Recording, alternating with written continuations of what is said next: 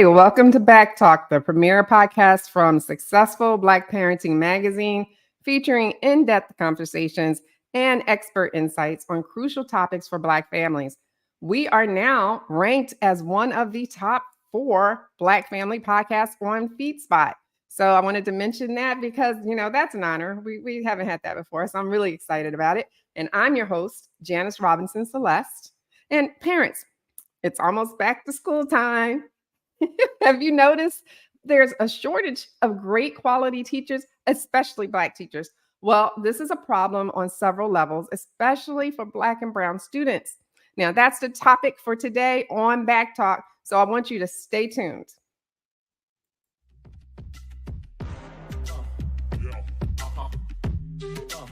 This is BACKtalk by Successful Black Parenting Magazine, the most listened to podcast for parents by parents.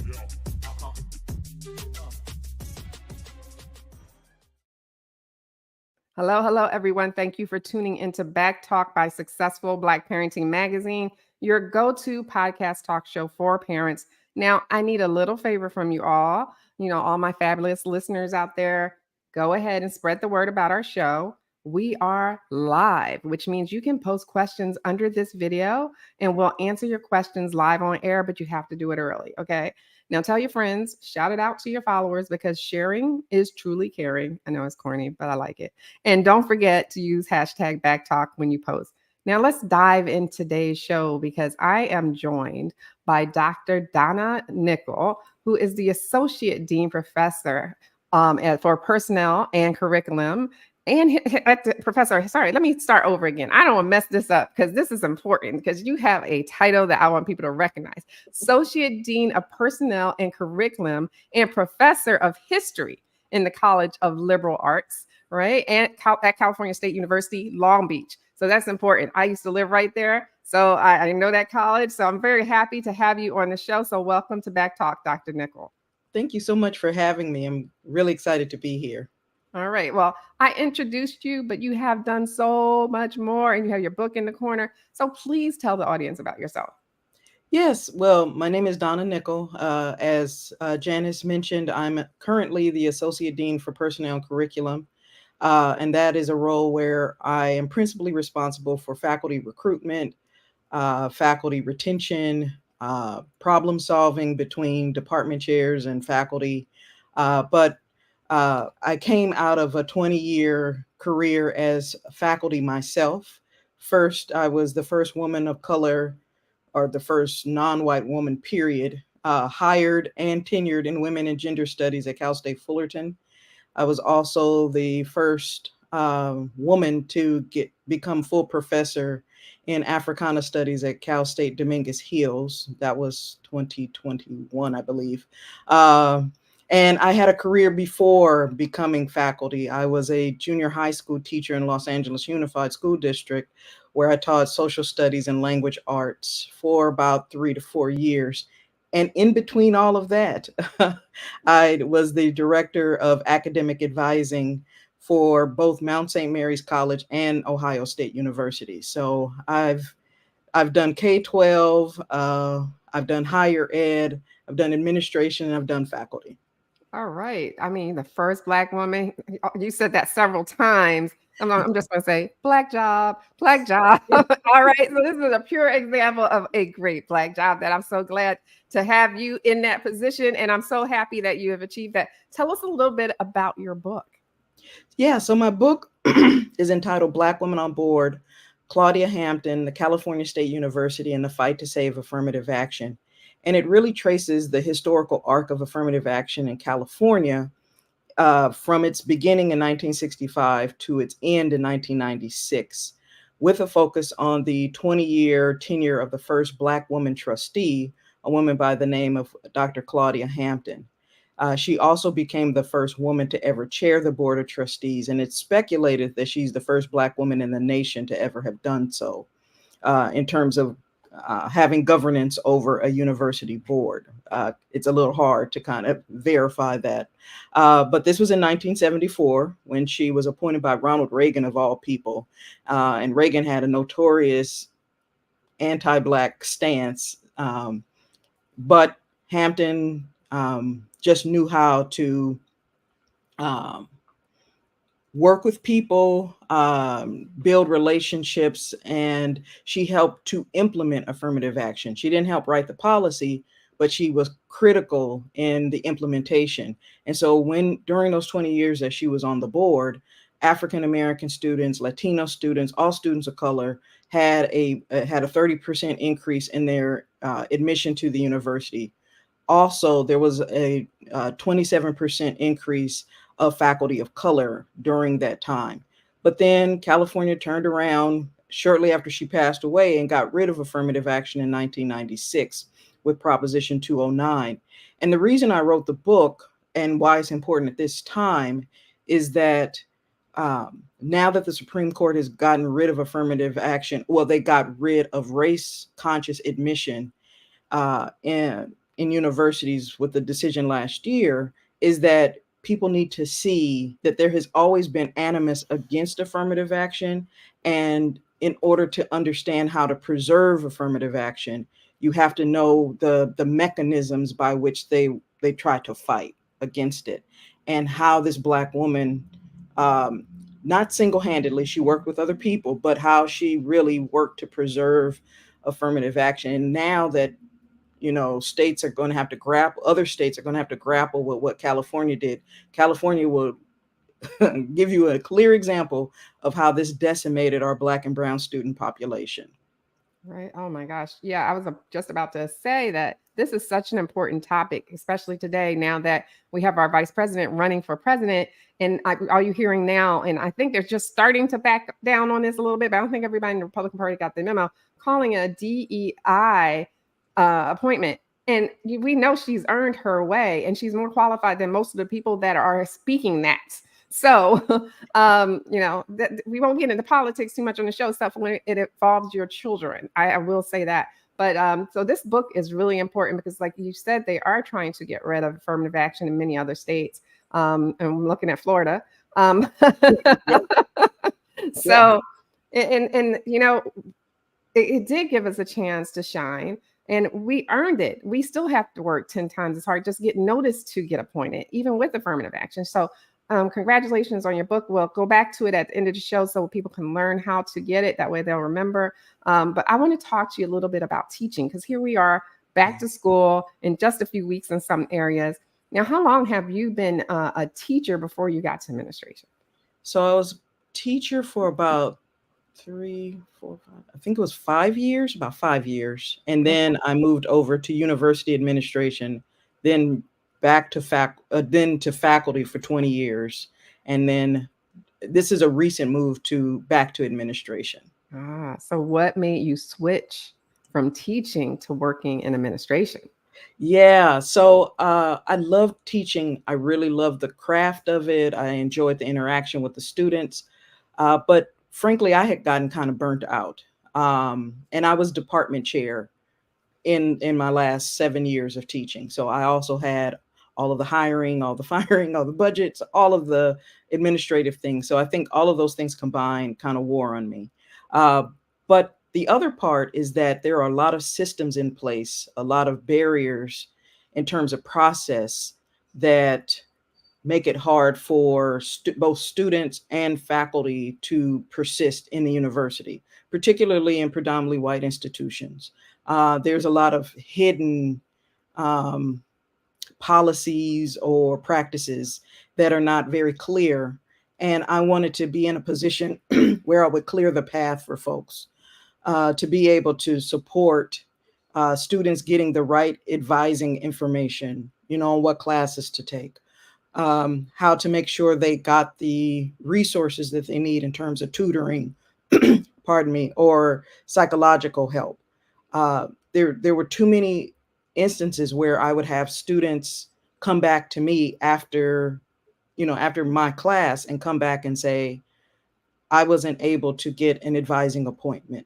I wasn't able to talk to this other professor without that professor claiming that I'm talking in a threatening or violent way. And so I became really concerned that there weren't enough Black people in senior leadership to make sure that there was training around cultural sensitivity toward our students, but also how to really how to problem, like work with our students on how to problem solve and help them with their help seeking behavior, because that was a big challenge. So I really, thought it was important for us to be represented in senior leadership. And I am the first Black person in senior leadership in this position since this college, the College of Liberal Arts, had been founded at Cal State Long Beach. So that tells you that we are underrepresented. If in 2024, a college that's been around since the 1980s, I am the first. Exactly. And you are needed. You're needed there. As a former, even public school teacher, um, I've seen the need to advocate for our students that are being treated differently. The same students that are not of color can do the same things, and they'll get actually praised for it. Yeah. Oh, for instance, they have such a charisma and personality, but they're not in class. They're supposed to be in class. Yeah, but he's a cool kid. Another kid, Black kid, he's such a troublemaker. He's always out of the classroom, but he has a great personality. He has charisma, and he can be a great salesperson one day because of his personality. So Yeah. I'm going to write him up. So I've seen that's an actual example. I'm giving you a real life example that actually I Mm-hmm. advocated for. So Yeah. yeah. So but actually to have you in administration to be that where the buck stops here is so important, because even a teacher like myself in any situation can come and try to advocate. But if once it gets to the higher ups, there's nothing we can do, Yeah. so not much we can do. We can express our opinion, and we can be then labeled as troublemaking educators. Yeah. So now you have mentioned, I read this somewhere, that students are not as ready as they used to be after COVID, right? So how Yeah. is this affecting the teachers and the students? Yeah. So when I was teaching in the middle, in during COVID, and um, there was Zoom fatigue. That was obviously a problem for all of us. Uh, I don't think people realize that teachers and professors were tired of it too. Um, but so you had the Zoom fatigue, but you have to balance academic rigor with the accommodation for the fact that this was just it un you know it flipped everybody's world upside down. And what was happening was that there was how do you make up for those gaps in student learning and student even curiosity. I don't even know that the students, I didn't feel like the students felt curious. They just wanted to get through the day. They just wanted to get through that Zoom class. And so when they came back from from COVID, you know, I had students who didn't have enough practice with the basic learning skills, like listening skills, writing skills, and all that comes with that, reading skills, analysis, and that sort of thing. So I found myself teaching learning skills when I'm supposed to be teaching at the college level content.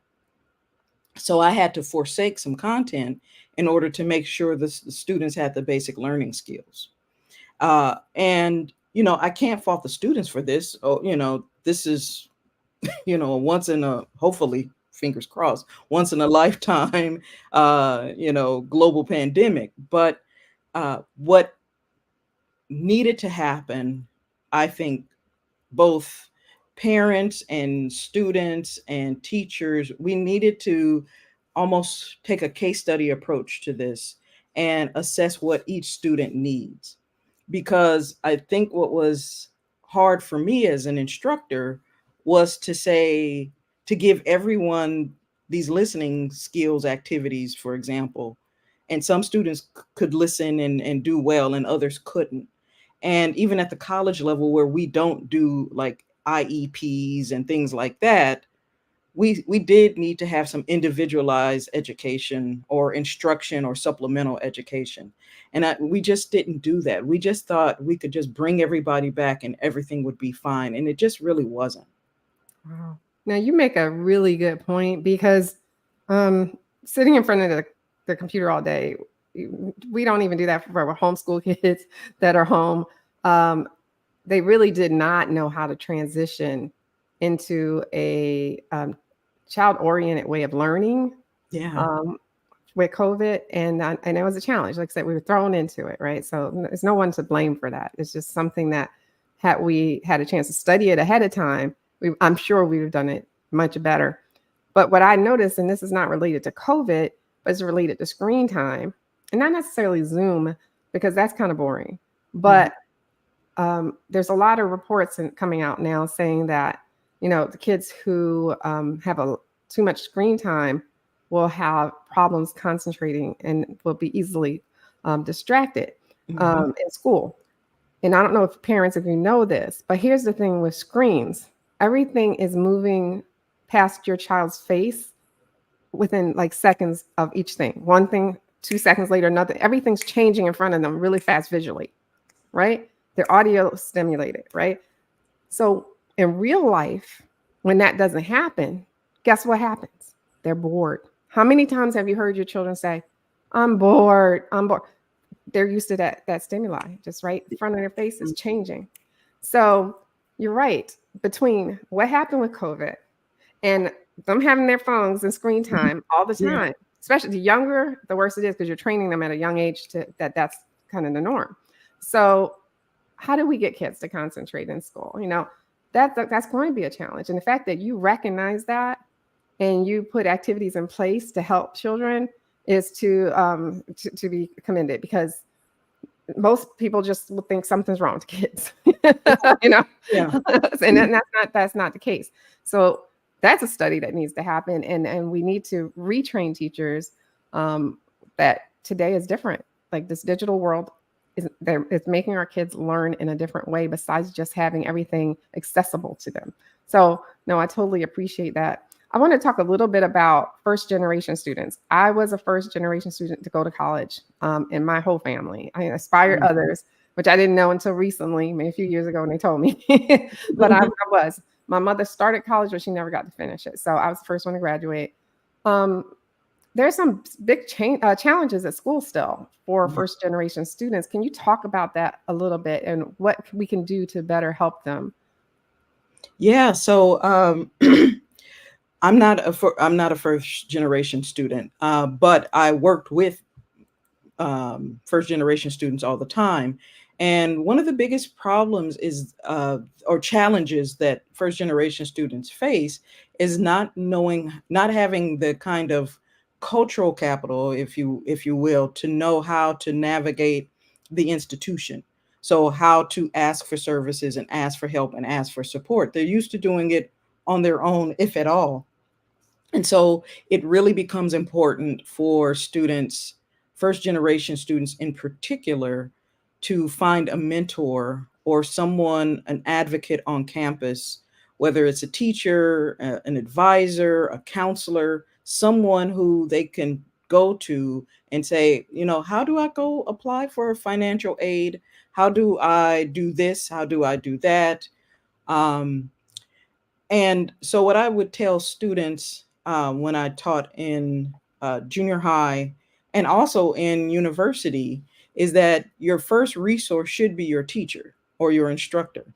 And you should be able to avail yourself of their office hours. A lot of students did not go.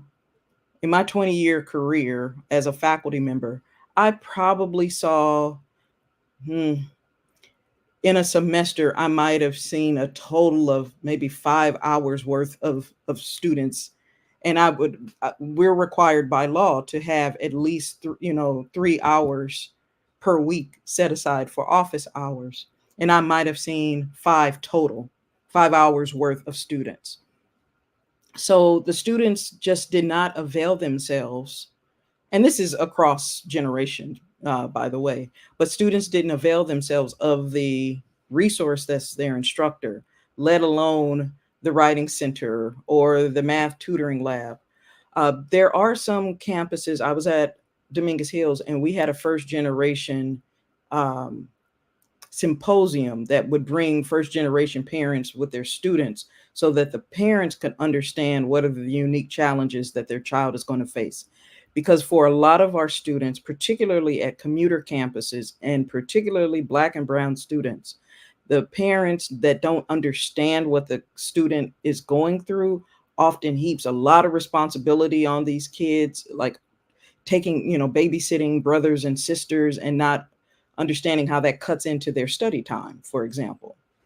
Um, and one of the other challenges related to all of this is what I call the one and done. And that is this kind of ethos or mentality that a lot of our students, unfortunately, a lot of our Black male students, but Black women too, is that if everything doesn't line up and go smoothly in college and university, they'll drop out because they're they haven't been given enough support to deal with the bureaucratic red tape of how to navigate the library and financial aid and parking and all of those things.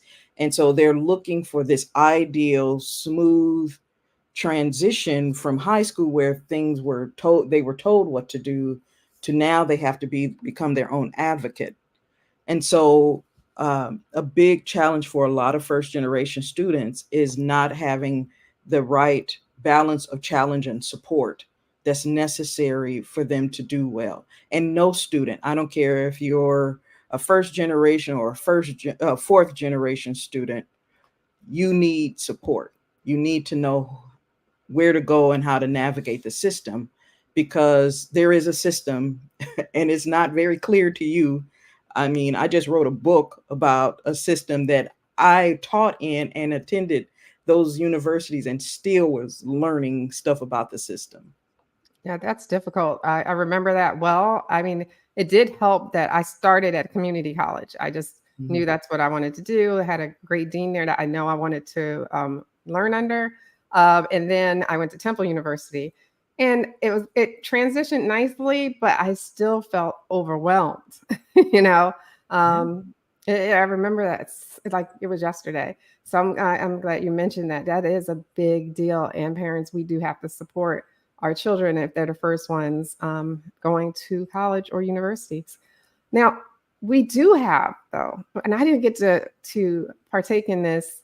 Not that I wouldn't if I continued graduate school, but Black sororities. We have great Black sororities. My daughter pledged Zeta, and so I learned a lot about Greek life through her, and Mhm. that made me feel like, oh my God, I missed out somehow. But No. they help.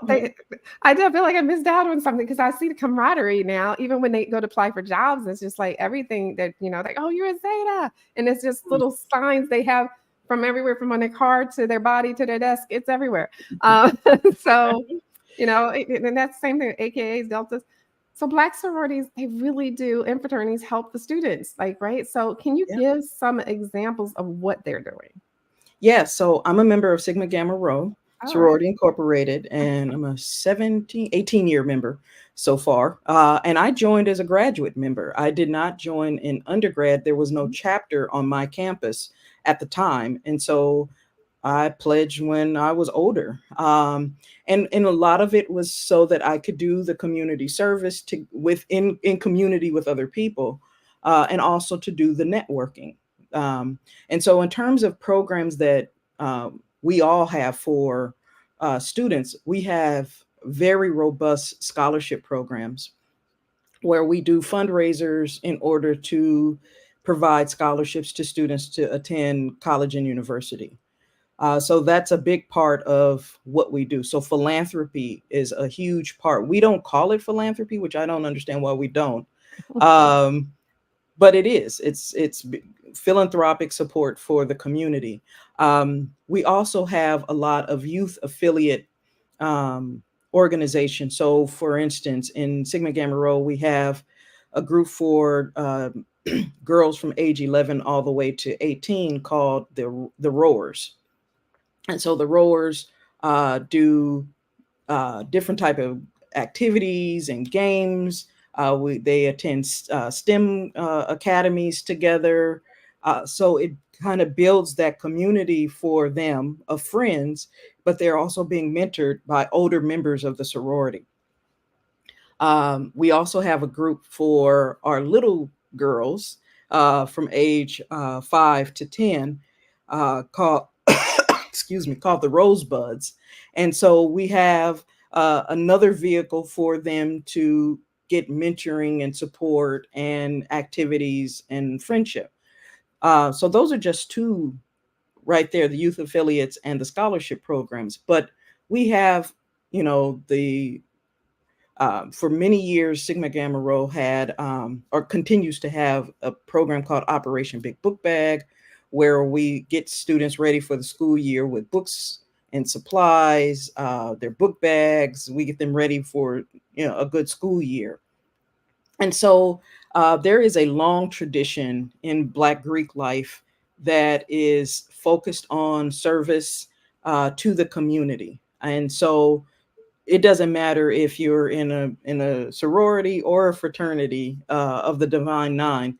That is our charge. So we operate a bit differently than the other organizations because one, our membership is lifelong. So you can join as a undergrad or a graduate as a graduate. We also have in Sigma Gamma Rho, I'm not sure about the others, but we have an affiliate for women who have not completed their bachelor's degree. We call them the Philos. So they're the friends of Sigma Gamma Rho, and they do activities with us and separately. So at all stages of a woman's lifespan, from the time they're a little kid all the way to the time that you are a senior, you have an opportunity to be in community, to give back to the community.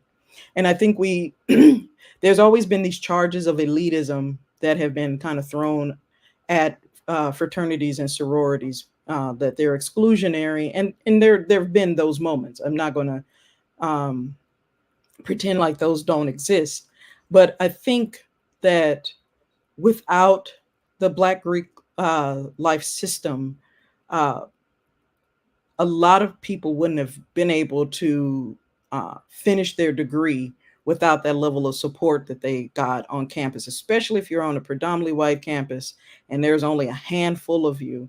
Being able to have a group, walk across campus. I'm thinking about the founders of my own sorority that was founded in Indiana at the height of the Klan. And so you think about the camaraderie of having other Black women. So you're not just kind of walking across campus by yourself. But that translates even today on a lot of campuses, particularly, uh, say, in California, for example. We don't have a lot of Black students anymore. Well, our numbers have dwindled pretty rapidly after affirmative action was gone. And so we need these organizations to be there as a support for our young people. Wow. That's amazing to me. I know you mentioned it earlier, but still resonating. Like after they got rid of affirmative action, our student numbers of Black students went down. That's Yeah. amazing. And I heard you say earlier, but now it's just really resonating with me because, like you said, it's now starting to pick up like a ripple effect because of the Supreme Court, and we don't have it anymore. And so, what does the future look like? Yeah. Where are we going? Yeah. And I want to say this. So although the Supreme Court just ruled on race conscious admission, some universities are trying to go a step further and get rid of race conscious scholarships. So if a donor had previously set up a scholarship for Black students, there are numbers of groups that are trying to overinterpret the Supreme Court decision to use that to get rid of race defined scholarships. And so if this happens, if the Supreme Court, and given this court, lets that happen, what's going to backfill that? And that backfill would be the fraternities and sororities providing their own scholarships. Okay. So most of us have a national scholarship, a scholarship fund, but we also have local chapter scholarship funds. And so having these kind of private Black Greek letter organizations is going to, given the shift in the Supreme Court, they're going to become even more vital now. Or, Florida with all the book bans and things like that. The Omegas just went down there for their conclave, which is their conference. And part of their service project during conclave was to give away books on Black history and Black culture to Black kids down in Florida. Well, that's good. So to like fill in that gap, and Black Greek letter organizations have always kind of filled that void when the policies were working against us. Well, thank God for the fraternities and sororities stepping up to the plate as they always have. But now it's imperative more than ever, so that our students feel comfortable and they do get a shot at going to school and staying in school. Let me ask you, so here we are back to school. What advice do you have for parents and students to get ready for school this year, knowing all of the things we talked about? Yeah, I think for parents, I think the most important thing is to pay attention to one, how much screen time. I think, like what can you do in terms of activities to engage your kids in a different way. I think that's important. I also think that it's important for parents to be honest about what their kids need. So let me give you an example. I had, even at the university level, I would sometimes have parents come in and say, I have, I believe in my son, I believe in my daughter, but they aren't the most organized. And so what advice would you give them to stay on top of their assignments? And so I said, I would tell them to put everything in their phone as a reminder and, carve out some time at the beginning of the semester for like build in their study time now. Don't wait until the semester started. And so, when a parent can come to me and ask me for advice, I can't give them, because these people are grown now, technically by the law, I can't tell them, their grades, but I can give general advice. And so paying attention to what your child struggles with is important. And then also, I think in getting ready for school is I'm so worried about these book bans and anti-woke legislation, because it catches a fire, not just in Florida, not just in, southern states. It starts to go all over. And I think it's important for Black parents in particular to center teaching Black history and culture, because there are going to be times when young people will go into these classrooms and they might be the only one, and they need to be reaffirmed about who they are and their place in the world. And I know that sounds like, oh, well, the semester is about to start. That's too unrealistic. Well, you can take them to the Black museums, take them to the Smithsonian, take them to the DuSable in Chicago, get them immersed into Black history and culture. I really firmly believe that when you have a strong sense of self, people cannot come back at you and tell you that you don't have a right to be there. And if someone calls you a DEI hire or a DEI admit, I'm at this point where it's like, I am, so what? The reason why we had to have DEI is because you've been racist all these years. Boom. Really, it's serious. And you were saying that. Well, first of all, I just want to go back to the put everything in your phones thing, because that's great advice. You would be surprised how many students don't utilize the calendar in their phones, the reminders in their phones. As a former high school student, that was my advice to them too. Why didn't you put in your phone? You put everything else in your phone. Why wouldn't you put that in your phone? Yeah. Right. So parents, teach them how to use their calendar, the reminders and alerts on the calendar. Teach them how to use the actual reminders on their phones. Because that's an essential tool. We used to have those little journal things. We would write our assignments and go into school. They don't do that anymore. It's all put in their phone. So that's great advice.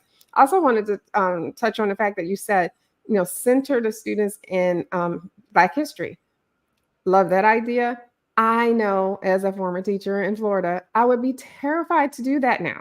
Hmm. So now, what advice do you give the teachers on if they're scared about losing their job or being called to the principal? People kind of know my political views here, so I'm not going to get into too much, but I got in trouble. I shouldn't have said this in the classroom, high school, okay? And I taught all grades because I taught television production. But when Trump was running for office and he won, I said, he's not my president. I got in so the girl went right on the phone, text her dad. I got in so much trouble, and Hmm. it was a Trump town too that I taught in. They were all Trump voters, and I got in so much trouble. But I just said that one little thing, and I know it was inappropriate. I Yeah. know it was, but I taught my students because we did television production to produce things that were on their minds, right? And so Hmm. we were a little more free spirited than most classes like English or whatever. So, how do teachers do this when they're terrified? Yeah, I mean, that's a very good question. And I honestly think that folks down in Florida and other states where you have all of these bans and things like that, they're going to have to partner with parents and community organizations in order to kind of get that subversive type of teaching done. There is a tradition. African Americans created the freedom schools during the Freedom Summer in the 1960s. And that was basically where they were in church basements teaching Black kids how to not only read and write, because they had such subpar education compared to the white kids because of segregation, but they also taught them about their history and their culture. And so they use Saturday schools as a vehicle to supplement the education. And you can actually, now they have made the curriculum digital. So you can go online and see the Freedom Summer curriculum. So I would say utilizing that curriculum in concert with a Black church. Uh, Maybe the teachers might say, hey, on Saturday, I'll come in and do a mini lesson for your kids, or here's some suggested readings. I mean, I think that we're going to have to get creative to make sure while we're making while we're responding to these political changes, the kids are going to lose out if we do nothing. And so work with the fraternities and sororities and say, hey, is it possible for you guys to have a Saturday school for us, or some kind of mini lessons on African American history? So I think that there are ways in which to protect the teacher, while at the same time getting that information to the students. And the other thing is that being involved in the PTA for those schools becomes important for the parents, because if the parents are holding purse strings for, say, the football program, and you say, well, if you don't have any books about Black history in your library, then I'm going to withhold the funding to get your football uniforms. People respond to that much differently, um, like parent power. So I think parents are more powerful than we realize, because they're unfortunately, we look at education as transactional. And so because we look at it as a transaction, every transaction that the parent does can have a much broader impact than people realize. But a lot of times parents don't know or don't have time because they're working multiple jobs and things like that. So it's difficult. But if you can get a group of parents, a group of Black mothers come into a school together, not one-on-one, because they can pick one and one off. Mhm. But if you can get a group, yeah, you can push back. I love that idea. I also love the idea of Black History Saturday schools. I think we need to make that a movement at this Yeah. point. Just yesterday in Georgia, they stopped the AP Black History lessons. Just yesterday, so Yeah. it is happening. They're snatching things away from us, guys, and we sit here idle until it really hits home, and then we start yelling. It seems like that's what I'm seeing as a trend. Instead of as soon as they step, we start. I'm also an early childhood specialist. So one of my favorite books is If You Give a Mouse a Cookie. I don't know if you know that one, but it goes basically, if you give a mouse a cookie, he'll want a glass of milk. You give him a glass of milk, he's going to want a napkin. And it goes on and on with every time you give him something, he wants something else. Well, this Yeah. is kind of how it works, right? In politics, we let something go, they go to something bigger. We let Mhm. that go, they go to something bigger until we are stepped on and we're hollering, right? Because we Yeah. now feel it. Because sometimes it's a trickle down thing where you don't feel it right away, but eventually you're going to feel it. And so when people say politics don't have anything to do with them, it has everything to do with you and your family. It has everything to do with you and your family. Because if you don't do politics, politics will do you, is what I say to people. Yeah. It really Yeah. will. So Absolutely. I'm very involved and I'm always paying attention. So I know what's going on in the world. Sometimes it's actually scary to know so much. Ignorance is bliss, right? Knowledge, it's not too much knowledge is scary. Let me ask you about your hopes. What do you hope changes in schools to make sure that everyone gets a fair chance? Oh man. Where do we begin? What do I hope for? I'm really concerned that we have oversold the idea that charter schools were going to save us. Um, well, the history of charter schools, they started as segregation academies after the Brown versus Board of Education decisions, where white parents didn't want their kids to go to integrated schools. So they petitioned to get their money moved to an academy, a segregation academy. So that's the origin of charter schools. And then by the 80s and 90s, we were full-fledged into this kind of charter schools are going to save public education. And unfortunately, the same types of problems that you would see in the regular public school, you see mimicked in charter schools. And the way in which it was sold to Black parents in particular was that we're going to manage the discipline better, so then that will help with student learning. Well, the problem isn't just student discipline, it's also teacher training, it's also facilities, it's also what is happening when the kids go home in terms of, parent engagement, doing homework and reinforcing those sort of things. So, one of my hopes, particularly for Black kids, is that um, we, the adults, start to demand better, the not just from the charter schools themselves, but also um, I think we need to demand more from ourselves in terms of understanding how these things work.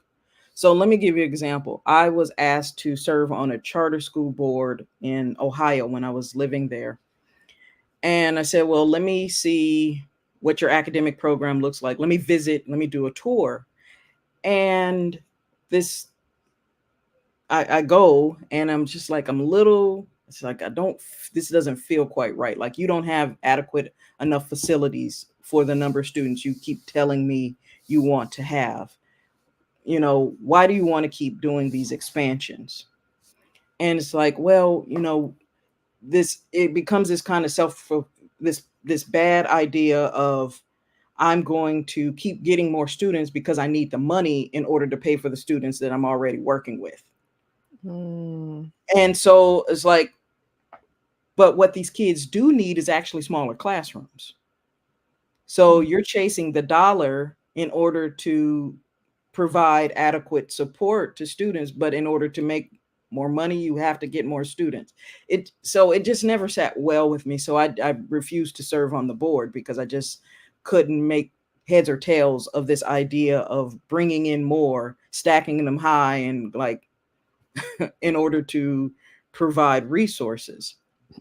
So I do think that when a parent is checking out of school, being mindful of the student ratio, the student to teacher ratio, those are things that are important.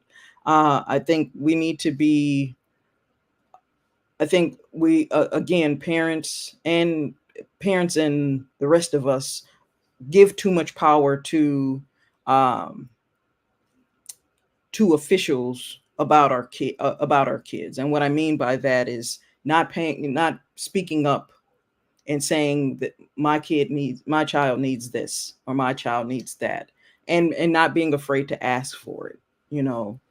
But I also think my other hope, honestly, I would love to see us not only have the Saturday schools, but I actually would like to see the Black boarding school movement reemerge, because I think Black kids need to be able to learn and to play in safe spaces. There was a long tradition of Black boarding schools all dotted all across the US. And those kids were able to thrive in those environments. They also had things. There were summer camps for Black kids. One of the members of my sorority established a thing called Camp Achievement in Pittsburgh, and so every summer the Black kids would go to Camp Achievement for 2 or 3 months, and they would get, like academic studying, but it was mostly for them to learn how to play freely, without the threat of police violence or inner city violence. So I think we need to look for as many opportunities as possible for our kids to experience joy, but also to get the academic rigor. And how do we build up their self-confidence? And finally, for the college students, I really hope that the students learn some better help-seeking behavior, because waiting until the last minute to come in and say, "Hey, Dr. Nicol, they're about to kick me out of university." It's like, why didn't you come to talk to me sooner? Or I don't have enough financial aid. Like, oh, okay, why didn't you come talk to someone? Or I'm going to give up because things are not working out. And it's like, there are programs to help you. We have programs for students who don't have that have food insecurity or housing insecurity, but the students don't utilize them. And I have to say constantly, your fees pay for the student writing center, the tutoring center. It goes to support the food the food pantry. So don't feel any shame about going to the food pantry. You're paying for it. And they're like, "Oh, I didn't know I was paying for it. I thought somebody was just giving something to me for free." I said, none of this stuff is free. Good point. I wouldn't even thought of that. That's great. I love it. Yeah. So I think we got to let go of the idea of shame, in asking for help or trying to be cool. I don't want to look like I need anything. And it's like everybody, the Steve Jobs, when he created, Apple, needed help. Everybody needs help. There's nothing wrong with asking for it. What's wrong is sitting there. There's an opportunity or there's a resource that's free to you and you don't use it. And then come back and say, "Man, they made it hard for me, made it hard for a brother or sister." It's like, no, you didn't use it. Like I would tell students about they wanted to go to grad school. I said, Princeton Review offers fee waivers for their GRE prep course. All you got to do is some simple paperwork. And they're like, "Well, how did you know that?" I said, "I went on the website and look, that's what you do." After I saw the cost and almost fell out of my chair, how much it costs, they have in very fine print fee waivers available. Go click on that link. That's great advice. Okay, so parents, you've learned today, and this is all ages. Let them use their phone to keep track of their assignments, right? Look for the scholarships from the HBCUs and the sororities, mainly the sororities and fraternities. And also utilize free services at the college because you are paying for them or their child's paying for them. Whoever's paying for them, it's in their fees that they are paying for all the free services. So you got some good advice today. Now we're out of time, but I want you to tell people where to find your book, Black Women on Board. Yes, so you can go directly to my website, which is Donna J Nicol, NICOL.com, and you can go directly onto the website. And there's links where you can purchase the books, and you can actually hear this Black woman in her own voice. I have audio clips from the 1970s of her talking about what it was like to be the first Black woman on board. Fantastic. Well, I want to thank you, Dr. Nicol, for joining us today. It's a pleasure having you and talking with you. Thank you so much for having me as well. All right. And a big shout out to all of you tuning in and engaging with us here at BACKtalk by Successful Black Parenting Magazine, the syndicated podcast that's a must for Black parents everywhere. And make sure you follow us on social media. The more you engage, the more we all can thrive. So we will be back next week with more. Until then, I wish you all the best and much success. Take care. Thanks for listening, everyone.